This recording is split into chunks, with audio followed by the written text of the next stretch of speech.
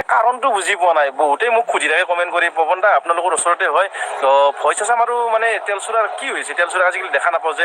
তো গতিকে ময়ো বস্তুটো গম পাই আছিলোঁ এনেকুৱা এটা ঘটনা হৈছিল বুলি, কিন্তু মই ফ'কাছ কৰিব বিচৰা নাছিলোঁ। তো কোৱাচোন কি মানে কেনেকুৱা প্ৰব্লেম মানে? সাগৰিকা আৰু মই মানে অৰূপদাৰ পৰা ওলাই আহিছোঁ। এতিয়া মানে নন্দহঁতৰ লগত ভিডিঅ' কৰে হয়, কমেডি। আৰু আপোনালোকে গমে পায় বৰ্তমান তেলচুৰা এক্টিভ হৈ আছে কমেডি আছামৰ লগত, নন্দহঁতৰ লগত। ল'ৰাটোক বহুত বেছি কষ্ট কৰিছিল আৰু এই ল'ৰাটোক লৈ কিনে ইমান সৰুৰ পৰা দেখা পাইছোঁ আমি, ইমান সৰুৰ পৰাই লৈ এটা চেনেল উঠাই কিনে আজি সেই ল'ৰাটোক, সেই ছোৱালীটোক আজি মানে ইহঁতক পিছত পেলাই দিছে। মানে মানুহবিলাক বুজি নাপাওঁ, নিজৰ স্বাৰ্থ মানে কি হোৱাৰ পিছত চব মানে পিছ পেলাই দিয়ে।